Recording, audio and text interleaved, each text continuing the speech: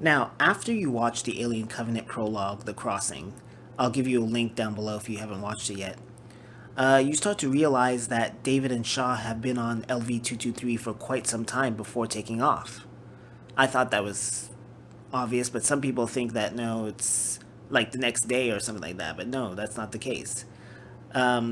Well, David obviously had to instruct Shaw on how to put him together. That didn't take a day, it took quite some time. He also had to show her how to use the controls of the ship, so that took some time. And also, he had to modify the hypersleep chamber, and I'm sure that took time as well because the hypersleep chamber is designed for engineers.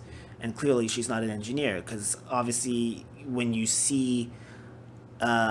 look at Prometheus, the engineer was specifically designed, and there was tubes going into him from the right to left. He had a mask on, so it's like, well, he had to really modify that because it's not built for her at all.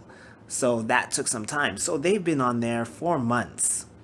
Anyway, remember the Deacon popping out of the engineer after the ship leaves? So like I said, it's like a red herring because we know that they've been on there for much longer. They've been on there for months, most likely. So it didn't take the Deacon months to actually give birth. I mean, to pop out of the engineer's chest, it didn't take months to do that.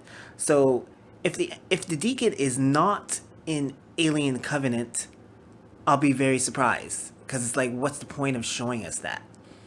So obviously it wandered out and it must have came into contact with them, and of course it's not going to interact with them because the alien is smart, the Deacon is smart, wants to get off that planet because that planet is barren, and the only way to get off that planet is to hitch a ride and not attack them.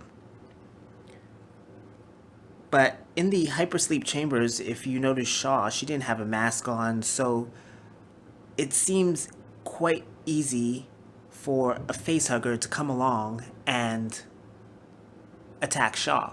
And then of course she's impregnated and she has a creature, and then